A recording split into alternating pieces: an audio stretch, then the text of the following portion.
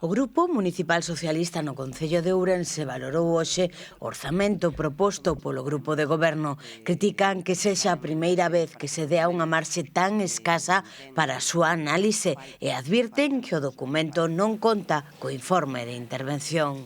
É o documento máis importante do exercicio no Concello de Ourense, dá a impresión de que non teñen a menor interese de aprobalo, porque nin se trasladou aos grupos políticos, nin existe ningún tipo de consenso, non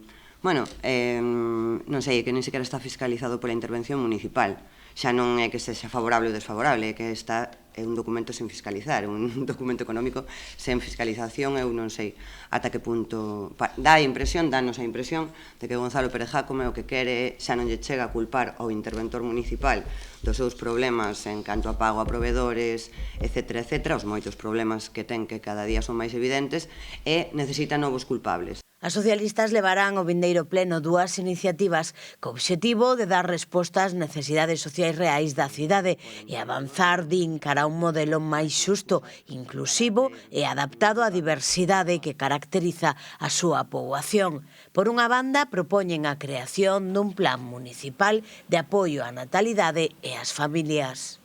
A conciliación e as medidas para favorecer a natalidade e tamén para axudar a eses pais e nais durante as crianzas dos seus fillos non están nin se lle esperan a toda agora. E máis foron paulatinamente desmantelados nos últimos anos de goberno de Democracia Orensana.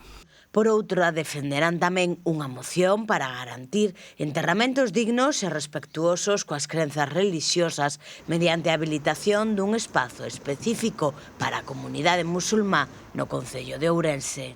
Ourense para nós é unha cidade plural, eu creo que esa é unha evidencia máis ca nunca, na que conviven diferentes culturas e relixións, e que esta demanda pendente ten que afrontarse por parte do goberno municipal canto antes.